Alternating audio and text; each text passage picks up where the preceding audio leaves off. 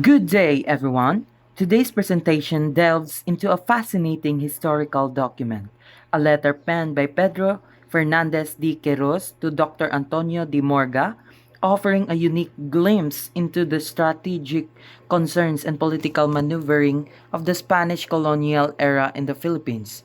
We examine Queiroz' urgent plea for secrecy surrounding newly discovered islands, his proposed route, and the broader context of Spanish colonial ambitions in the Pacific. So, it was written by Pedro Fernandez de Queiroz to Dr. Antonio de Morga, His Majesty's Lieutenant Governor for the Philippine Islands. Queiroz discusses the importance of keeping the location in certain islands secret until His Majesty is informed and can send resources to secure them.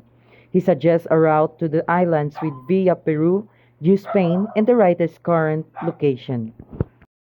He expresses concern about the English learning of the island's location and potentially occupying them. The letter also mentions the arrival of Don Fernando de Castro and his wife, Doña Isabel Barreto, in Cavite.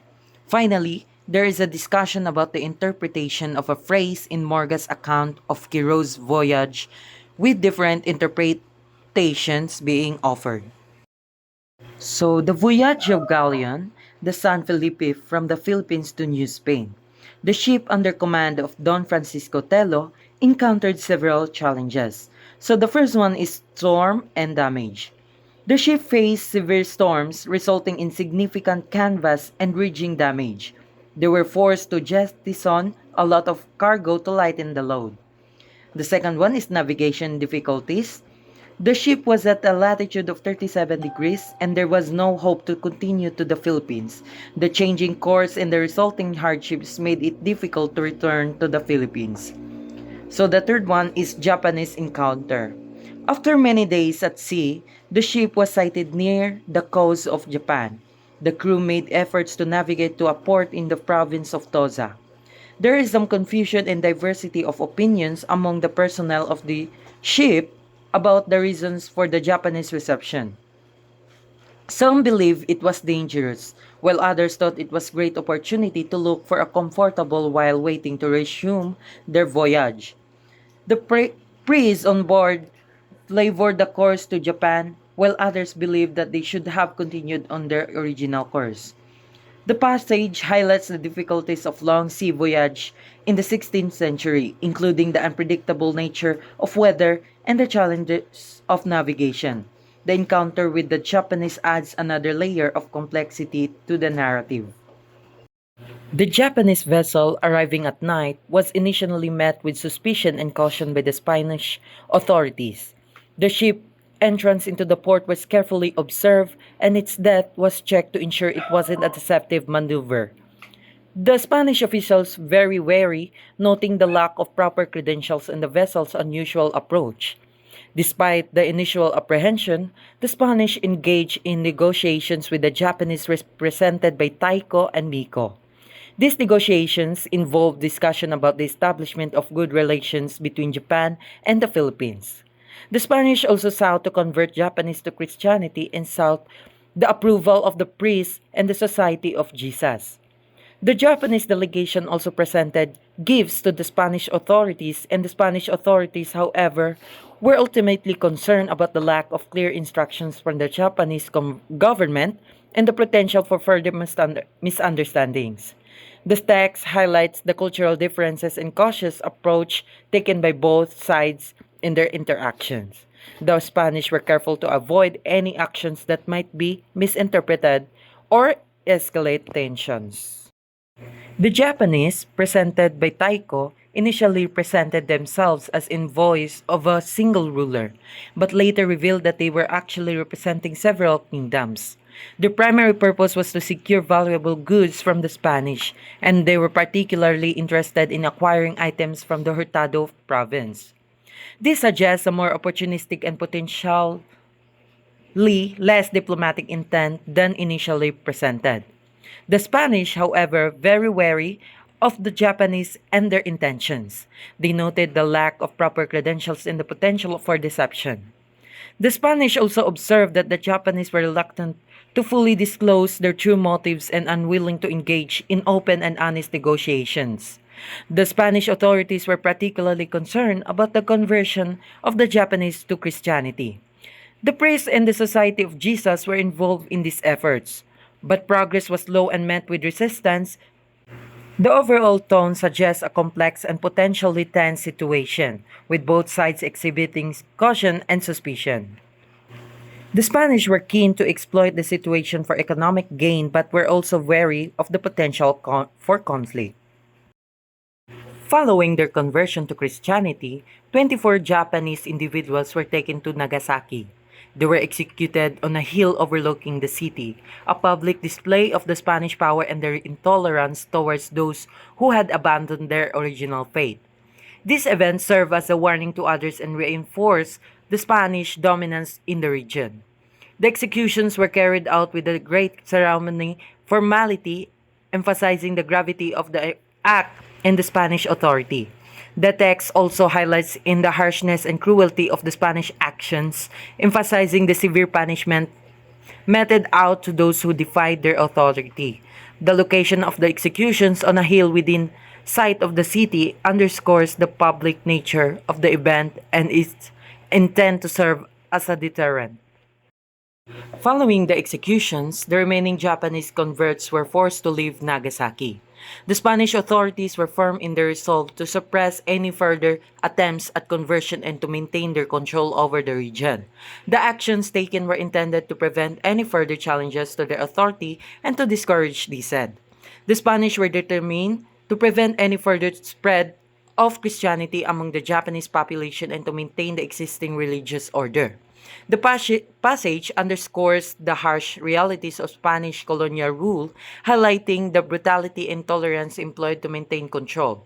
The events described serve as a stark reminder of the power dynamics at play and the consequences of defying the established order. The passage describes a plan to conceal and cover the remains of the executed Japanese Christians. This act was intended to prevent the desecration of their bodies and to honor their sacrifice. The bodies were carefully collected and transported, and the event was marked by religious processions and ceremonies. The meticulous nature of the plan and the reverence shown to the martyrs highlight the significance of the event and the importance placed on their faith.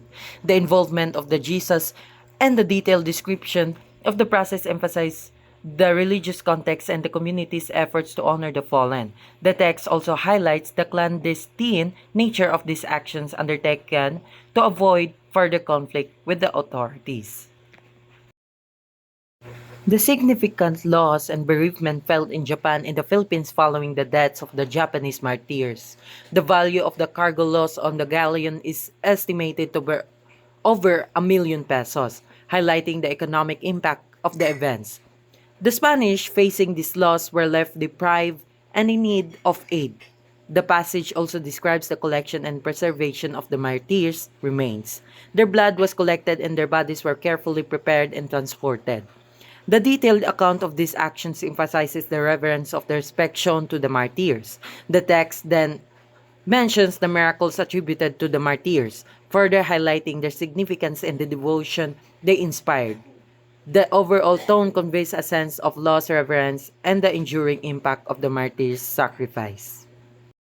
The Spanish governor expressed deep concern over Tycho's actions, particularly the seizure of the Japanese vessel and the subsequent loss of valuable cargo. He felt that Tycho had acted improperly and violated his mandate. The governor was particularly displeased with Tycho's ostentatious display and his disregard of his law of the land. The government's response was firm and decisive, highlighting the Spanish determination to maintain order and prevent future incidents. The governor's actions were intended to assert Spanish authority and to prevent similar situations from arising in the future. The overall tone suggests a mixture of anger, frustration, and determination to maintain control. The governor's response also reflects the broader context of Spanish colonial rule, highlighting the power dynamics and the challenges faced in maintaining control over a diverse and sometimes rebellious population. The Spanish governor in Manila was not willing to engage in war with Tycho but was preparing for any eventuality. He understood that Tycho was seeking to gain an advantage and was assembling his forces. The governor's strategy was to equip himself and gather resources, ensuring that he would be prepared for any conflict. He was also sending gifts to Tycho, hoping to avoid war but simultaneously making preparations for war. This approach suggests a calculated risk assessment, attempting to balance diplomacy with military preparedness. The governor's action reflect the challenges of colonial rule, the need to manage both internal and external threats. The passage also highlights the complex political landscape of the time, with various fractions and interests vying for power. The governor's response emphasizes the importance of preparedness and the need to be ready to respond to any threat. The Spanish were preparing for a potential war with Tycho, but were also taking precautions to prevent conflict. They were aware of the potential for conflict with China and Japan, and were taking steps to protect their interests, and the Spanish were concerned about the Tycho's strength and his potential to disrupt trade. They were also aware of the need to maintain good relations with other countries in the region. The Spanish were taking cautious approach, balancing the need of preparedness with the desire to avoid war. The passage highlights the complex geopolitical situation in the region and the challenges faced by the Spanish in maintaining their dominance. The Spanish were mindful of the need to protect their interests while also avoiding unnecessary conflict. The postponement of the expedition was due to several factors, including the imprisonment of Father Alonso Jimenez in Cochin China, Vietnam, the lack of sufficient Portuguese vessels, and the need to acquire new energy and manpower also contributed to the delay. The Spanish were also gathering information regarding the situation in Cambodia and other areas, influencing their strategic decisions. The expedition's planning involved consultations with various individuals including Father Juan Ronquillo, who was leaving Laos, and Captain Diego Bello, who provided information about the region. The passage highlights the complex logistical and political considerations involved in undertaking such insignificant undertaking. The Spanish were carefully weighted the risks and benefits, considering various factors such as manpower, resources, and political stability in the region. The need to gather information and coordinate with other parties underscores the challenges of colonial expansion and the complexities of navigating international relations in the 17th century. The Zulus, a group of people inhabiting a smaller island near Mindanao, openly made a war against the Spanish. They abandoned the penal camp of Caldera and returned to their homeland with greater determination. Two Spanish soldiers were killed in action, and others are wounded. The Spanish responded by sending Captain Juan Pacho with soldiers to sail against the Zulus. The Zulus were well fortified and a significant number of them descended from the mountains to engage in battle. Despite the Zulus' strength, the Spanish ultimately prevailed, leading to the Zulu surrender and subsequent resettlement. The passage highlights the challenges faced by the Spanish in maintaining control over the various groups in the Philippines and the ongoing conflicts and resistance they encountered. The Spanish approach was a mixture of military action and resettlement, reflecting their colonial strategies. The events described showcase the complexities of colonial warfare and the human cause of conflict. The punishment of the Zulus was a significant public event in Manila, intended to demonstrate the power and authority of the Spanish colonial government. The elaborate ceremony involved various high-ranking officials including governor, the archbishop, and other dignitaries. The Zulus were subjected to a formal procession dressed in specific attire and paraded through the city before being punished. The detailed description of their clothing, the procession route, and the presence of numerous officials underscores the public and official nature of the event. The use of specific colors and materials in their clothing, such as purple and silver, further emphasizes the symbolic importance of the event. The passage highlights the Spanish emphasis on public displays of power and the use of such displays to maintain, control, and deter future resistance. The meticulous detail in the description of the event underscores the importance placed upon the public demonstration of Spanish authority. The Spanish court in Manila was characterized by its highly structured and ceremonial procedures. The description emphasizes the richness and formality of the setting, with details about the clothing of the participants, the decorations of the court, and the order of events. The use of costly materials such as gold and crimson cloth underscores the importance and the prestige associated with the court. The meticulous attention to detail in the description of the setting and the procedures highlights the significance of ceremony and formality in the Spanish colonial administration. The passage emphasizes the power and authority of the court, as well as the importance placed upon maintaining order and decorum. The detailed description of the court's proceeding underscores the strict hierarchy and the emphasis placed upon the maintaining a formal and highly structured environment. The passage also provides insights into a cultural values and social structures of the Spanish colonial society in Manila. The letters detail King Praunkar's account of events related to an expedition to Cambodia. He expresses his gratitude to Captain Chota, which is Don, and Captain Chota Don Blas for their assistance in helping the governor find and return him to his kingdom. He mentions that Chota and his soldiers killed Anakaparen, who had previously ruled over Cambodia. Following this, Chota and his soldiers went to Laos and Cochinchina in their search for the king. The letters highlight the king's appreciation of the assistance he received in his current situation in Cambodia. The letters also reveal the political complexities and conflicts in the region during that period. The footnotes suggest that the letters may have been dictated by either Blas Ruiz or Diego Belionso or both, and that Morga opposed the expedition. The letters provide valuable historical context about the political climate and events in Cambodia during this period. So that will be all, and thank you for listening.